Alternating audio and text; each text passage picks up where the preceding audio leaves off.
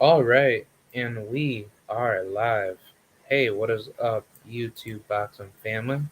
It is K right here. I am back with another good video. Um, I wanted to talk about um, hmm, I wanted to talk about whatchamacallit, some boxing today, and I wanted to, just have a little bit of a conversation for those of you that you know, want to, chop it up. I'll drop the link for anybody that wants to come on. But I'm going to talk a little bit of boxing and probably going to hop off because I believe Ricky he should be live today. So be sure to tune in to Ricky Williams. He's a beast. Shout out to him. Very good YouTuber. Um, Also, I wanted to address something. Some people try to tell me, especially trolls and shit, trying to say like, oh, you need to get like a life, blah blah blah. Your channel sucks and all that, and like you need to get more subscribers. Like you're not that popular. You've been here for such a long time on the platform. Well, here's my thing about that. I don't use YouTube as a means to make money. But at one point in time, when I actually did have some money coming in, when YouTube had like the old system of having 10,000 views and then you can get monetized, I didn't really care so much about it. And I mean, I can, and if I really wanted to, if I really wanted to be that type of guy to like clickbait and just have people click on my channel and then just come straight to it, and then I could get like a bunch of subscribers and views. I can do that, but the thing is that I don't. And I mean, I can do that if I really wanted to for like the gaming, type of YouTube content, which I like, sort of do. I just don't, follow through so much of it too much. So I mean, at this point, I just do it as like a hobby. But to all you weird trolls and you weird people in real life, you guys don't know, what I do, and I have a really good financial career in what I do outside of YouTube, and I don't really need to come on here unless I really want to. So at this point, it's just an additive to my, lifestyle of like what I bring to this channel. Because originally this channel was a gaming channel, and then when I actually got into sports, that's when people started to get really sadistically tribal. So yeah, I just do this, for the love of, my dedication to the sport of boxing and definitely to the NBA. I could easily make, NBA content all day if I wanted to, but I just lost, the interest of it because it's like, the NBA is just not the NBA anymore. But I'll probably do that later on in the future just to, get more traction and earn more fans and whatever, team that they support. But yeah, let's get right into it. I got a little bit of boxing news to talk with you guys today, and I have a lot of thoughts on my mind. Um, as far as boxing, you know, I've always been curious to see what will be the state of boxing in the next coming years. So I think that to make it easier, I'm just going to pull up box rec to talk about the certain states of the divisions that we're gonna take a look at, and I'm just going to give my political overview of how I believe these divisions will shape up. So what I'm going to do is that I'm going to talk about the heavyweight division leading up to I'll probably start I'll probably stop at bantamweight. I really don't care about the super flyweight or the I just call it like the sperm weight division. So I'll just stop there, and then like we'll just talk about the fights that could be the biggest fights in each and every division, and we'll just move forward. So let's talk about the heavyweight division. Um, Obviously, we got Usyk, we got Fury, we got Joshua, Wilder, Dillian White, Joseph Parker, and surprisingly, Derek Chisora. He's number 7, knowing that this man keeps taking L's back to back. He should be ranked way lower on BoxRec, but for some weird reason, he's a number seventh ranked heavyweight in the world, according to BoxRec. And then after that, we got Michael Hunter. We got Mira Gassiev. He's a trash fighter. I don't know why he's there. And then we got Luis King Kong Ortiz. And then we have Joe Joyce. We have Andy Ruiz. He's at number 12, and Joyce is at number 11. And then for number 13, Huey Fury, Frank Sanchez, and Otto Wallin. And then the rest of it is Hellenius, Bacoli, Yoka, Aja Adam Kanakski, Daniel Dubois, Carlos Takam. Ugh, that's disgusting. Efe Ajagba. Get rid of him. Sergey Kuzmin. Yeah, the heavyweight division is pretty weak right now, but I'm only going to go to the top 10 or top 15 fighters, and we're going to just talk about the biggest fights that could happen for the heavyweight division. Obviously, people want to say Usyk and Fury for undisputed will be the best fight to be made, and I heavily disagree. I don't think Usyk and Fury is going to be a big fight. And as much as I hate Tyson Fury, I think as far as the marketability for a undisputed clash between Usyk and Fury, that just doesn't work out. The market just doesn't sell, and having that fight, whether if it's going to be over in Europe or wherever, I don't see that fight really selling to the public. But as far as legacy goes, I'm sure Usyk would want undisputed because he's been calling that fight for quite some time, ever since he made his move to heavyweight. So I'm sure Usyk and Fury, if the dices roll in that, direction, that will be okay. As far as what we do know, as far as the state of those two fighters, Usyk has his business to settle with Anthony Joshua, and Tyson Fury, he has his business to settle with Dillian Whyte. But remind you, Dillian Whyte does not need to fight Tyson Fury. He could literally just say, hey, I'm backing out, and I'll wait for the winner of Usyk versus AJ.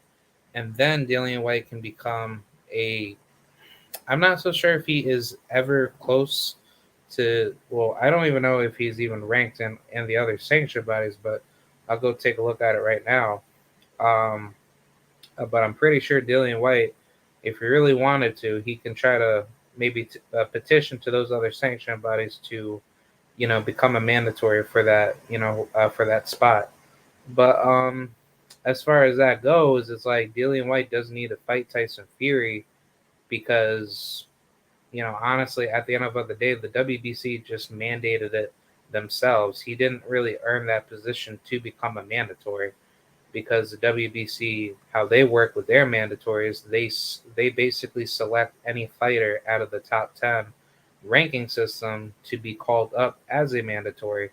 So Dillian Whyte, really didn't really deserve that spot in the first place, and the WBC could have easily went a different direction to have some other fighter that could easily take that spot. But here we are. I'm actually taking a look at the rankings.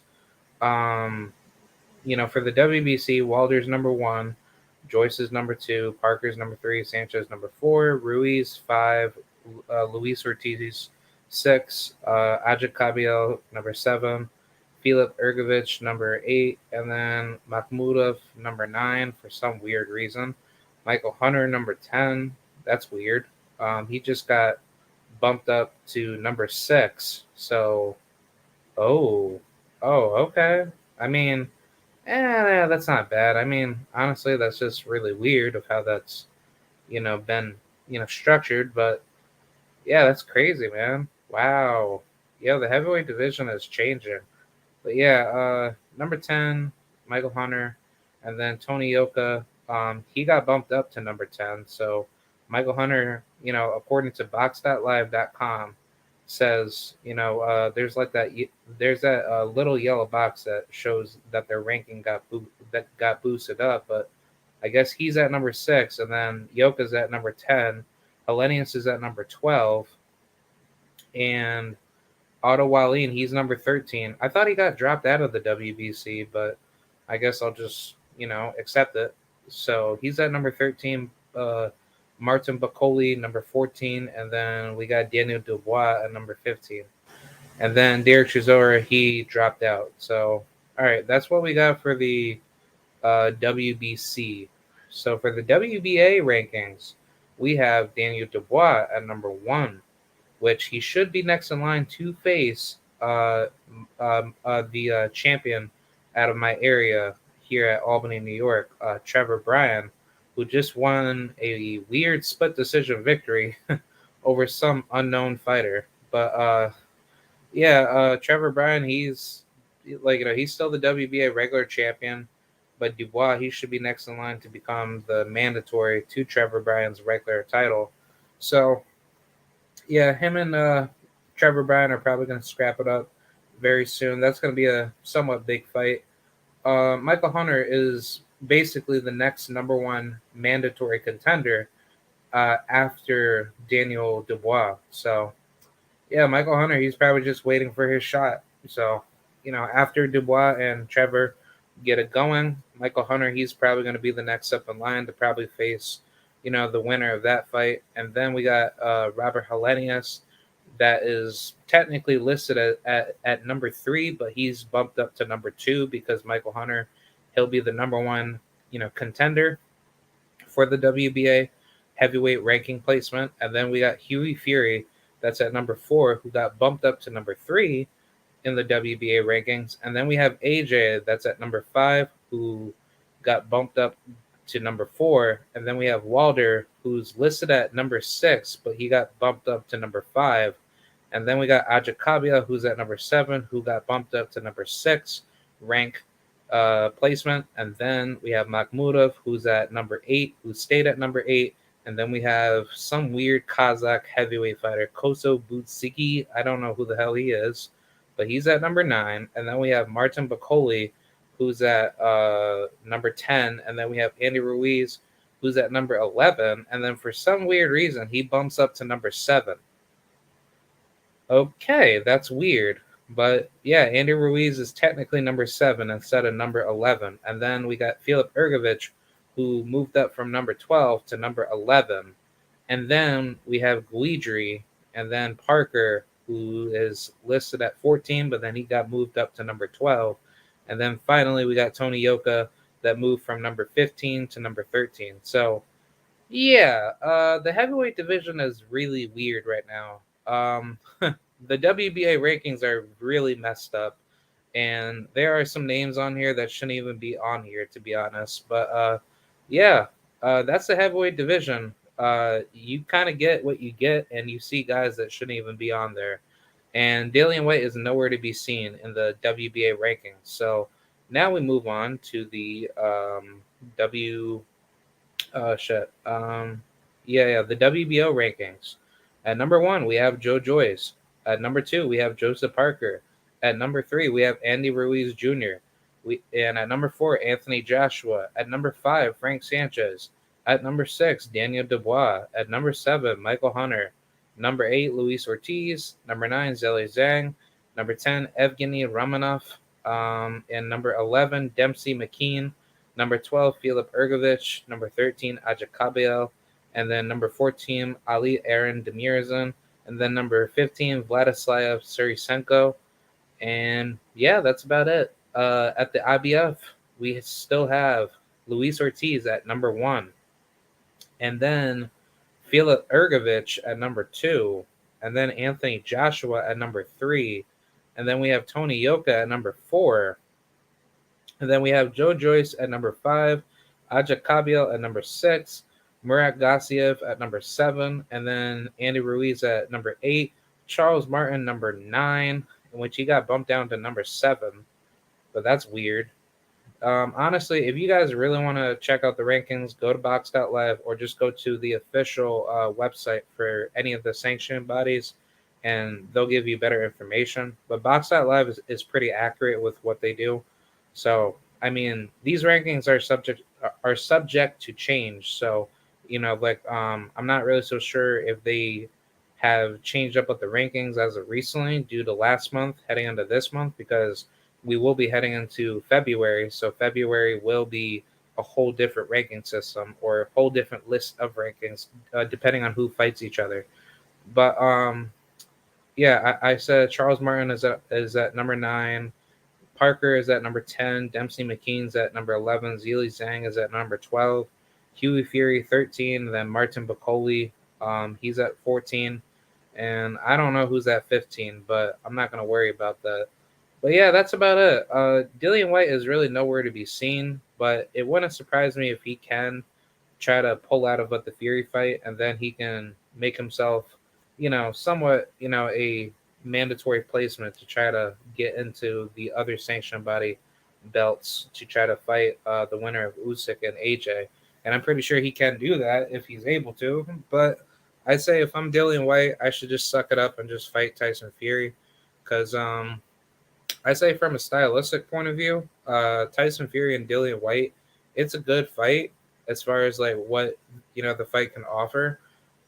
But if Tyson Fury, isn't the same Tyson Fury compared to, I guess, his more fresher version from the second Wilder fight where he had more, quote unquote, activity, and then he displayed more high level power in which, he's not a puncher at all, then he might have a chance to outbox Dillian White and beat him to a decision. But I think Dillian White, he's going to come in with a more dangerous attitude, and he's going to break Tyson Fury down to the body. And I think Dillian White, if he manages his jab a lot stronger early and not let Tyson Fury just punch him around and kind of like use his weight as a means to try to like force any, fatigue late game, then I'm pretty sure Dillian White, he can definitely pull off the victory. But I don't think this fight is going to be a very, easy fight for either guy, because I don't know, because it's either, you're going to see a Tyson Fury that's going to come in either super focused or not so focused, and Tyson Fury at this point is very unpredictable, and we really can't know what he's going to bring to the table. And I think this fight will definitely show the dark side of Tyson Fury as far as what he brings to a table after coming off of a huge victory over Deontay Wilder, a victory that wasn't even easy, and he barely won that fight. But on top of that, it's like the Deontay Wilder trilogy took something out of him, and he does not look like the same fighter, like just from a physical standpoint. So if he has that battle worn wear and tear on his body, where he's just a damaged pedal type of fighter, then I'm pretty sure Tyson Fury is going to show a lot of damage, scars in that fight with Dillian White, and I won't be surprised if Dillian White beats him, because because Tyson Fury has been put in that situation where he knows what Deontay Wilder had done to him, and he knows what Tyson Fury's he knows what Dillian White is going to bring to him, because Dillian White knows Tyson Fury's weaknesses, because they've had history with each other and they have done countless amounts of sparring. Hey, what's up, Watcher? Watcher says Deontay needs to retire. I mean, that's up to him, bro. But I mean, at the end of the day, Deontay Wilder, if he wants to continue his career, I just say, if anything, if he really wants to make the comeback and he just wants to go for like another, title and then just hang it up, I think that's a good move. But I mean, if he chooses to retire, I'd like to see him in one more fight, and that should be quits. But if he just wants to say, fuck it, I'm done, then yeah, thank you, Deontay Wilder, for a memorable, legacy and a career, minus Tyson Fury. Because, Deontay Wilder is, levels above every other heavyweight, including Fury. And, he's shown that, minus all the wars he's been in, that, he's been through a lot to get up to that level. And, if he just hangs it up by tomorrow, there's really nothing to really argue against Deontay Wilder. Deontay Wilder has done enough to show to the world why he's, Deontay Wilder. But yeah, I mean, if he hangs it up, by tomorrow or whenever, then I won't be surprised because Deontay Wilder is better, without the sport of boxing. Deontay Wilder didn't need to come into boxing, and what he brought to the sport of boxing is that he reanimated and rebirthed, the sport of boxing and the heavyweight division. So, like what Wilder said the other day, when I'm gone, you guys are gonna, miss me. So, right now, it just so happens to seem that the heavyweight division is very weak, without Wilder. So I think that's what's gonna show, the true colors of of the sport when the best competition leave, and then the worst competition just don't end up fighting each other, and then it just turns out to be a absolute mockery. But yeah, let's just move forward. I mean, we have plenty of other fights that can be made at the heavyweight division.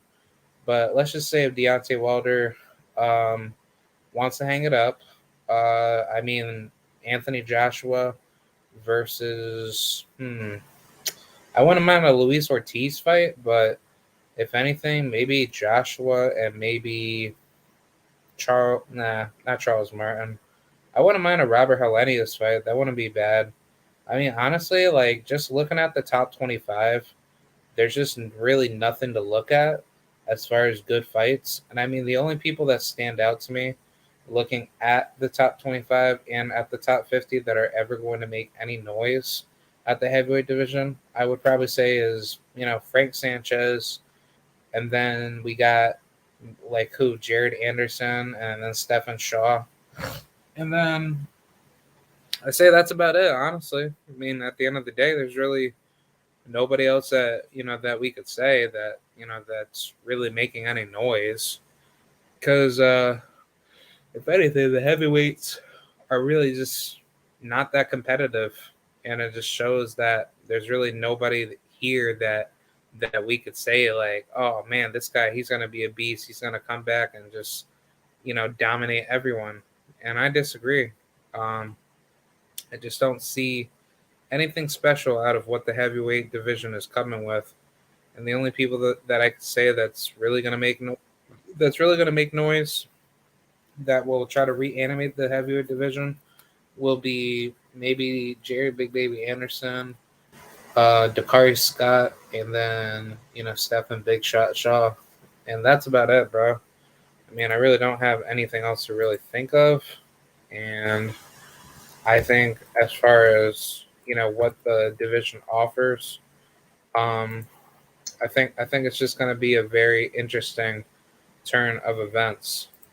I think what's going to be brought to this division is that it's just going to end up with the Klitschko area, where like you're going to be hearing a bunch of no name Euro bum heavyweights that people don't want to see, and just by looking at it, it's like the only fighters that are really going to show up, that's going to be like the new white hype job fighters. I probably would say Alexander Zakoaxi, or whatever the hell his name is. He'll probably be hyped up like Lomachenko, of some sort. And obviously that other fighter, Victor Vickers Faust. Um, Victor Faust, he's a decent fighter. I mean, I don't think he's going to go that far, but don't be surprised if he gets, if he gets propped up to be some big time heavyweight. Um, I'll also say another good fighter, especially from the Hispanic side. I like Lanier Pero. Lanier Pero and that other dude, Brunzone. I forgot what his name is. Oh yeah, Giovanni Bruzone. I think those two fighters are going to end up being really good fighters, for the future. Um, I like how their style is, and I like how they develop. But that that'll be pretty good to see them rise to that higher level. But I will say, um, fighters such as who else? Um, I like I like to see Steven Torres up there. I think Steven Torres is going to make some noise. Um, Obviously he had a draw with that other guy. He was a pretty good, decent fighter, but I also like to see who's that other dude that I've been hearing. Um, Oh, Sonny Kanto. Yeah. Sonny Kanto. Yeah, definitely be on the lookout for him. He's a beast. I think he develops a lot of great skills and talents, and he can definitely bring a lot of attention to the heavyweight division. I don't like the fact that he's not really active as much. The last time that we seen him fight was back in November, where he knocked out Joe Caldwell, and then and then the fight before that, that was back in April 10th.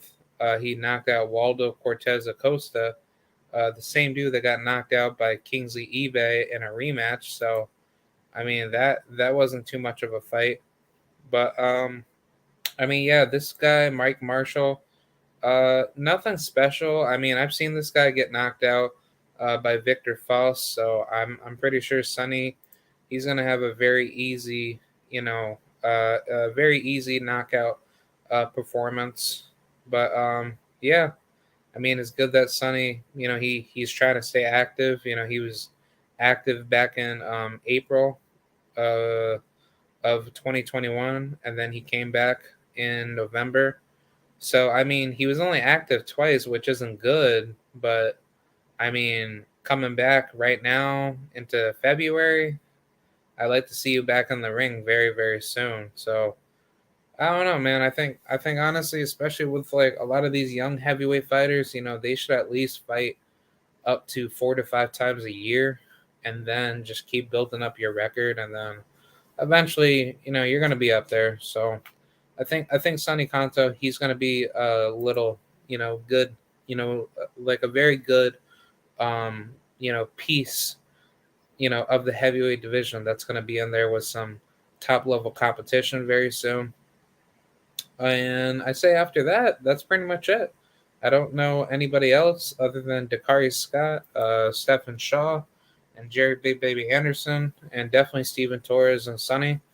That's going to be very interesting fights somewhere down the line to see these guys grow and develop. But other than that, I mean, I don't really know anybody else in the heavyweight division that's going to make any noise. But yeah, that's pretty much it. Um, I'm going to move forward to the light heavyweight division. I'm not going to talk about the cruiserweight division. The cruiserweight division is absolute garbage, so we're gonna skip that, and we're just gonna go off of the at least the top 25 guys in the light heavyweight division. So the fights that we can definitely see made at the light heavyweight division. Obviously, people want to see Artur Beterbiev and Dmitry Bivol go at it with one another. Caleb Smith is a very, very good fighter. He has made his mark at 175 very well with a good, unfortunate knockout or TKO stoppage over Castillo, in which Castillo he got TKO'd, and it like obviously the punch itself wasn't with the one that hurt him.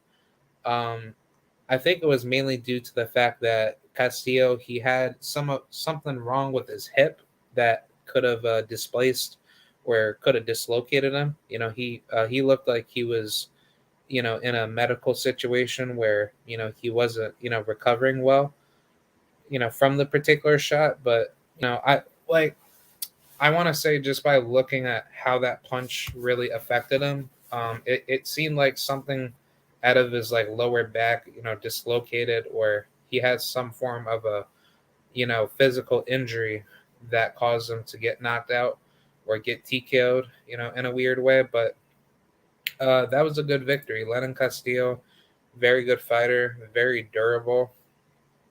He's been in there with Dimitri Bivol and Marcus Brown. That was a good fight. And Yeah, I mean, other than that, nobody else really notable.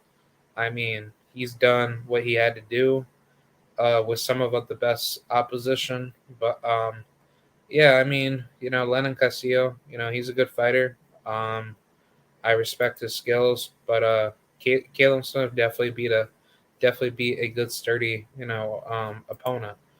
But I definitely like to see uh, Bevo and Beterbiev fight for undisputed, but or actually no, fight for unification. I'm sorry because I keep forgetting about Joe Smith Jr.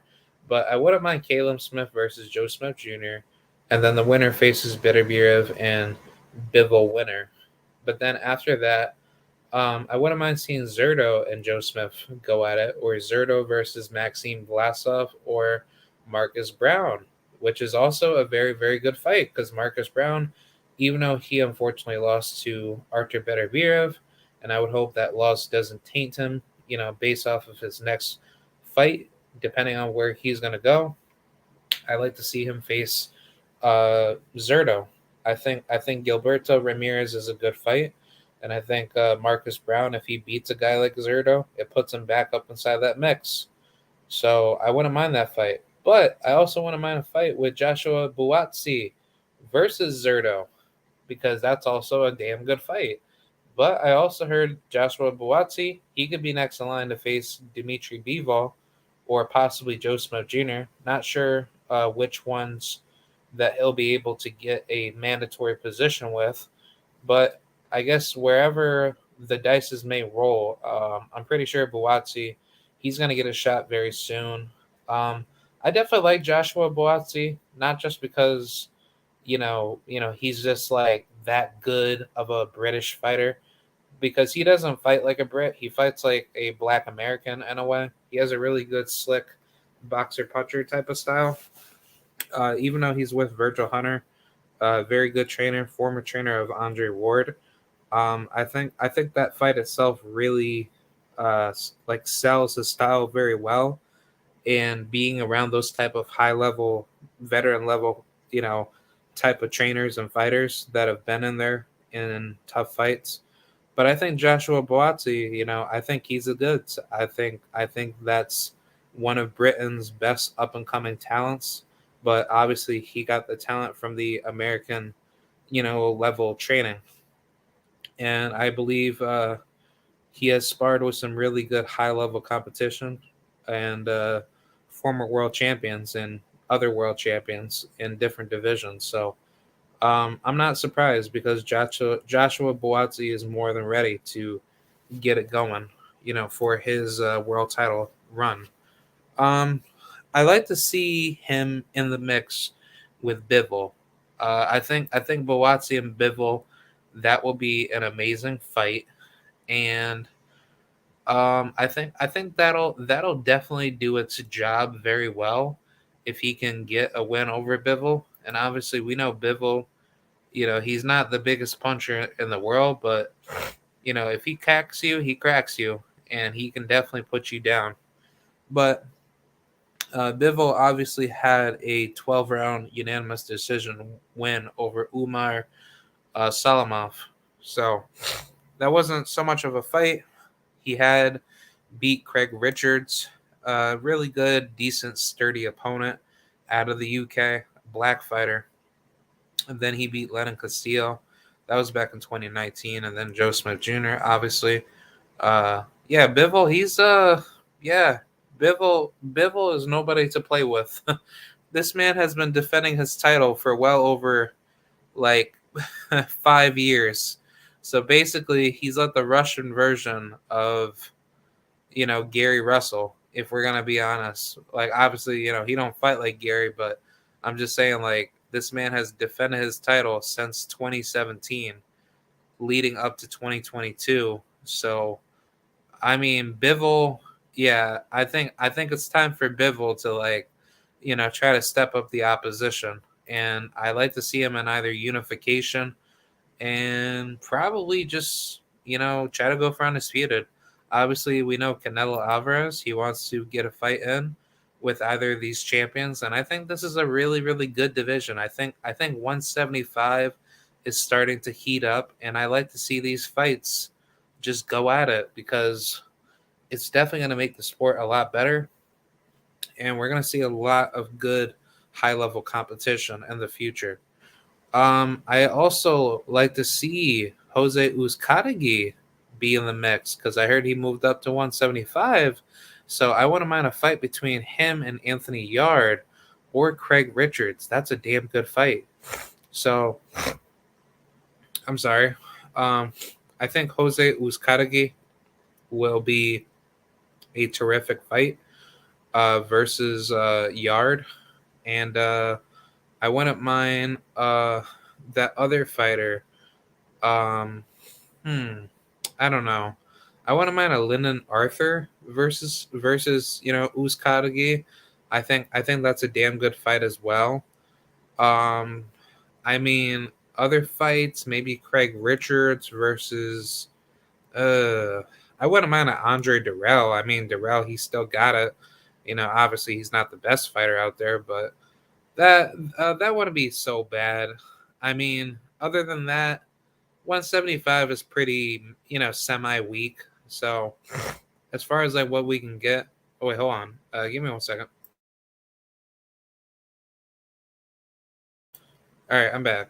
But yeah, as far as 175 goes, we definitely have a lot of good fights that can be made in the top 25 at least.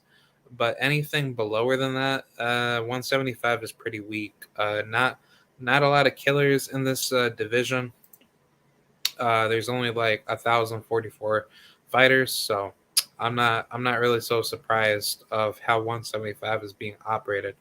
But that's pretty much it for 175. We're gonna move down to super middleweight, and we're gonna talk about these fights. Yeah.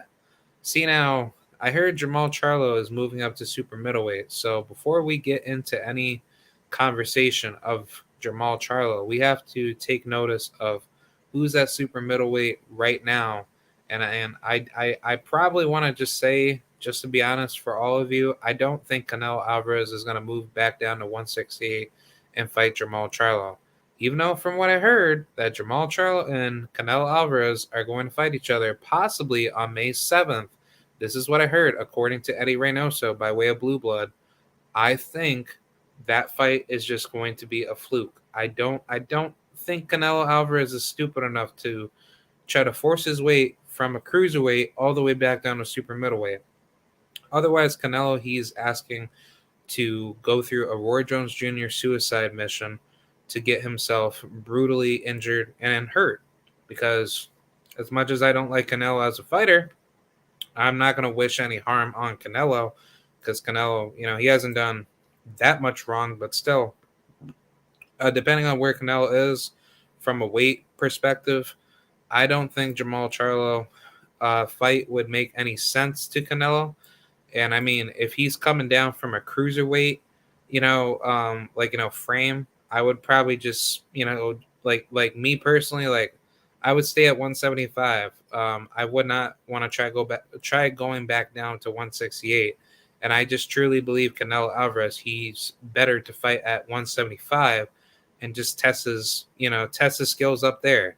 But you going all the way back down to 168 makes absolutely no sense. And I don't think Canelo Alvarez is going to waste his time trying to cut all that weight and muscle off. Even though that he could be on that juice, but still, you are putting so much pressure and so much, risk to your body to the point where you could possibly end up killing yourself. So that's just my personal thoughts on Canelo Alvarez being in the mix with 168. But let's just take a look at the BoxRec top 25 rankings.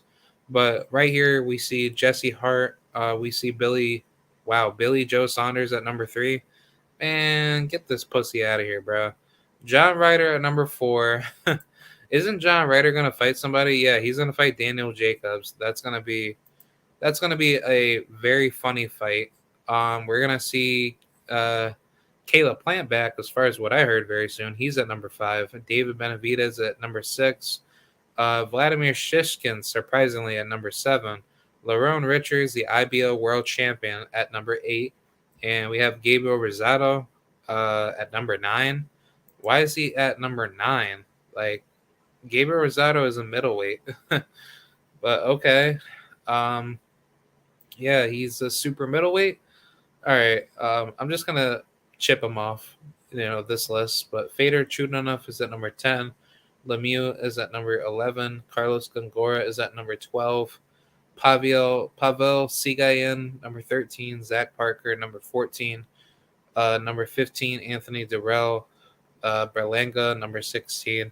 Petro Ivanov at number 17.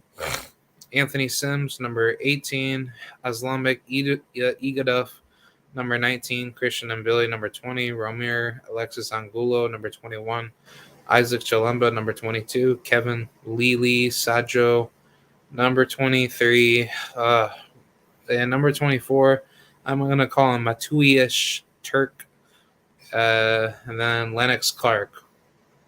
Yeah, so 168, not really that interesting. I mean, obviously, we got David Morrell, who's the champion for the WBA regular, number 26. But yeah, not really interesting. I mean, 168 isn't that, interesting of a division. Same thing with 160. I don't know if I really want to get into that, but just to skim right through this, the only good fights that we can definitely see in the future, I like to see Jesse Hart versus maybe David Benavidez. I know David Lemieux and David Benavidez are going to fight each other, but that's a good fight to watch. I wouldn't mind Carlos Gongora versus, probably maybe Vladimir Shishkin, and I wouldn't mind Caleb Plant. Actually, Jesse Hart and Caleb Plant. That's a damn good fight. I wouldn't mind. Well, obviously Edgar Berlanga is going to fight Steve Rolls, so I don't think that is going to be too much of a availability for Berlanga to fight somebody like Anthony Sims Jr. See, I really wish Anthony Sims had fought Berlanga instead of Steve Rolls fighting Berlanga, because at least that way, a Anthony Sims type of fight is actually really good for Berlanga's career. So I think Anthony Sims, he has a really good chance of giving Berlanga the most trouble. So I don't really see how he can't have that fight made somewhere down the line. But I just don't know. I don't understand why he can't have a fight with Berlanga, because with Anthony Sims, he has power. He has 20 knockouts, 22-1, 0 draws. He's 6'1" with a 78-inch arm reach. So, I mean, that pretty much speaks volume that Berlanga, he'll definitely be in trouble with a guy like him. And I wouldn't mind that, because Anthony Sims, he's a very slick counter-punching boxer puncher. I would like to mostly say he's more of a conventional, pure boxer. But yeah, Anthony Sims is not that bad. I like to see him, face higher level opposition. But that would be pretty good to see him in the future. So yeah, I like to see that fight, get it going very soon. But yeah, don't know when he's gonna come back. Obviously, he was on the undercard of David Morrell versus Alantis Fox, and yeah, he got a third round KO. That was a decent fight, but yeah, other than that, nothing really special. But I like to see him face some top 15 or top 10 guys.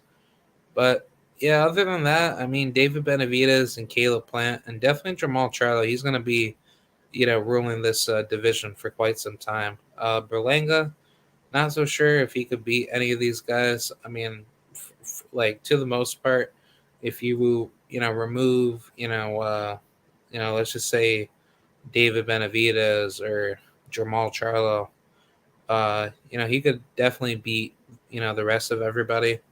Maybe Carlos Congora can give him problems, but I don't know. I think Berlanga, he has a lot to climb, so I'd say give it a good couple, like 5 or 6 fights left. I'd say maybe at least 3 to 4. He'll definitely be ready and primed for a world title, but that's yet to be seen. So yeah, that's pretty much it for middleweight. Here we go. Nothing really interesting here, and I'm actually not going to talk about the middleweight division because the only good fights here is Andrade. Well, Andrade, he's actually moving up to super middleweight. So yeah, Andrade to super middle is, oh yeah, that's going to be very interesting. And then Jamal Charlo, he's going to move up. So yeah, I don't think this is really too much of a weight class to talk about. I'm not going to talk about this. So I'm sorry, guys. Not my day today. Let's talk about super welter, and then we're gonna stop at.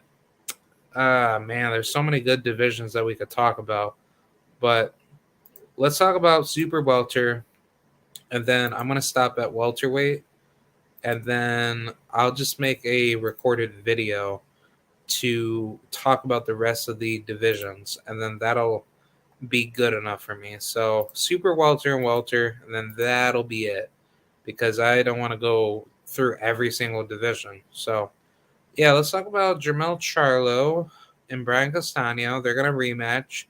That'll be good.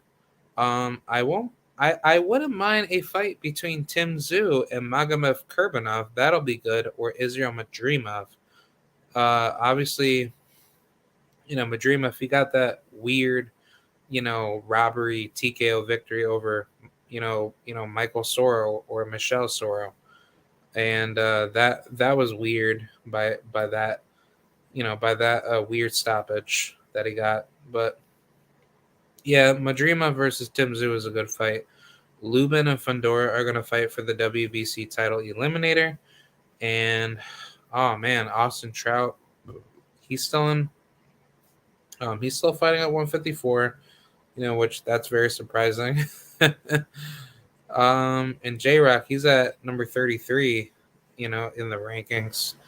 I actually want to mind Charles Caldwell and Vladimir Hernandez to get it popping.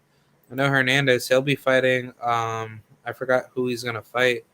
Oh, he's gonna fight Jesus Ramos Jr. Yeah, I forgot about that. That's gonna be really good to watch. Obviously, we have Cordell Booker, but I believe Cordell had told me he's gonna go up to middleweight. So I don't think that's really, too much to really think about. Um, I like to see Brian Perella and Tony Harrison, run it back for a rematch. I think that'll be a really good fight. I want to mind Jared Hurd and Mr. Patrick Teixeira. I think that's a damn good fight. Or Terrell Gachet. Yeah, I think Terrell Gachet, that's a really damn good fight as well. But yeah, I mean, other than that, really nothing interesting, man. I mean, this division is, somewhat good. I mean, it's, obviously it's still loaded because there's so many killers in this, division. So I don't know, that'll be interesting to see what these guys, can do. And yeah, I mean, honestly, 154 is pretty flame. It's going to be interesting to see, where these guys, can move to the right direction to get up to that spot. So yeah, let's just move forward to the welterweight division, and I'm gonna just pack it up for tonight. Welterweight division. Obviously, we got EJ and Crawford, and yeah, I mean, really nothing to talk about. I mean, EJ and Crawford, they need to fight each other after EJ, settles his business with Ugas, and I think that should be made pretty clear. And yeah, I mean, nothing really special about the welterweight division. Obviously, I heard Abel Ramos, he should be facing Josecito Lopez. For some weird reason, he's still fighting. I don't know why the hell he's still fighting, but Josecito will be fighting Mr. Abel Ramos Jr., which that'll be a fun fight to watch. But we obviously have Mr. Virgil Ortiz and Boots. Virgil's at number 4, and surprisingly, Boots is at number 7. I like obviously everybody wants to see those two fight each other.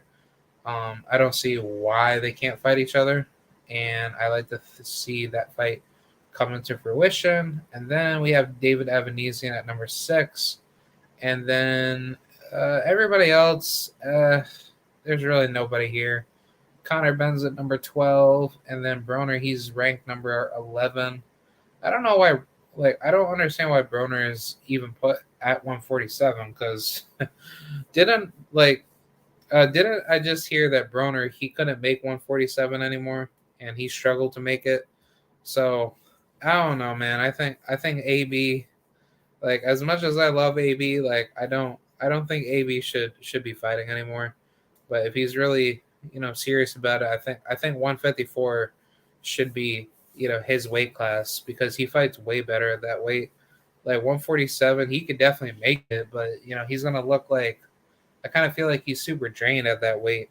So I don't know. That's just my personal opinion.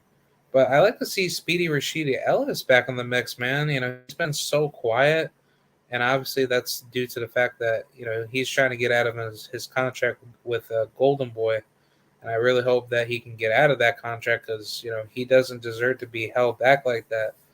But that's the same thing with Blair Cobbs because last time we seen him, he was he only fought once a year, and that was so sad, man. I wanted to see that man back inside the ring very fast, and I kind of feel like Golden Boy's holding back his fucking career.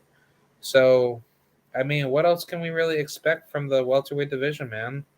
Not a lot of these guys are really fighting one another, and it's really sad because it's the welterweight division is just really dead right now.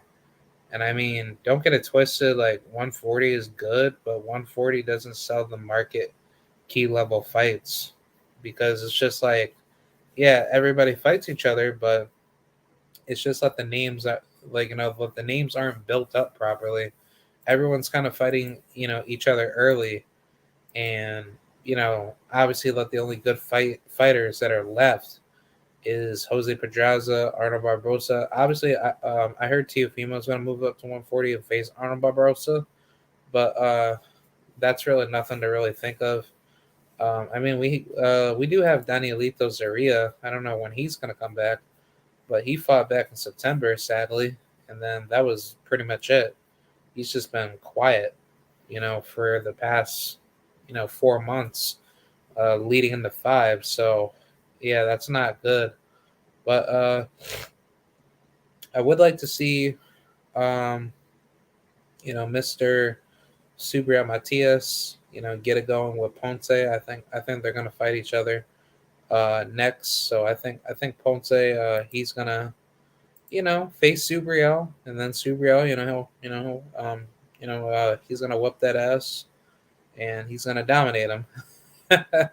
So basically, Ponce got active back in 2021 of November 20th, facing some bum named Michael Marcano. Not too much of a fighter, not too much of a good fighter, and yeah, that's pretty much old news with him. And I'm pretty sure him and Matias are gonna face each other very, very soon. So if he gets past him, which I heavily do believe he's going to destroy this guy, and yeah, the winner will either win the vacancy for the IBF and probably will become champion, or they'll just become the mandatory to Josh Taylor. And I don't think Josh Taylor is staying that long at 140.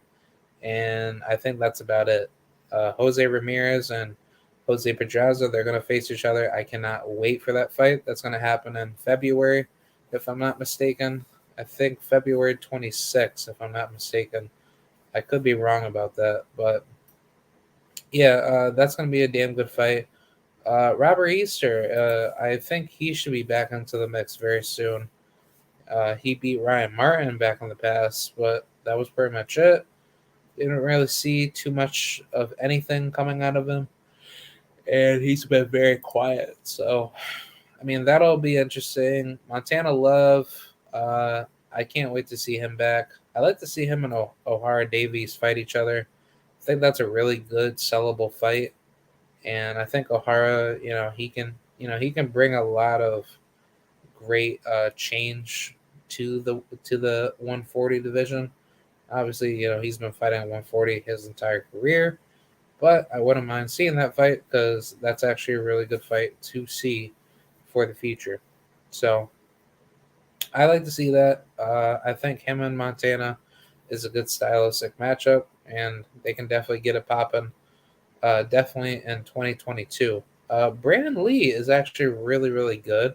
I like to see him and Baranchik fight each other. I think Ivan Baranchik can give Brandon a crap load of problems. I don't think Baranchik is, the same fighter anymore. Obviously, Love, he stopped him, and Zepeda stopped him. So I don't know, man. I think Baranchik, he's done with his career. I think it's just good to just see him, rest, be with his girl, and just, ride off into the sunset, for something to be made after boxing. So I think Baranchik has done enough to solidify his career. So I hope Baranchik, he is doing well. But I think he shouldn't need to fight anymore. But if he does, I wouldn't mind a fight, with somebody like, I don't know.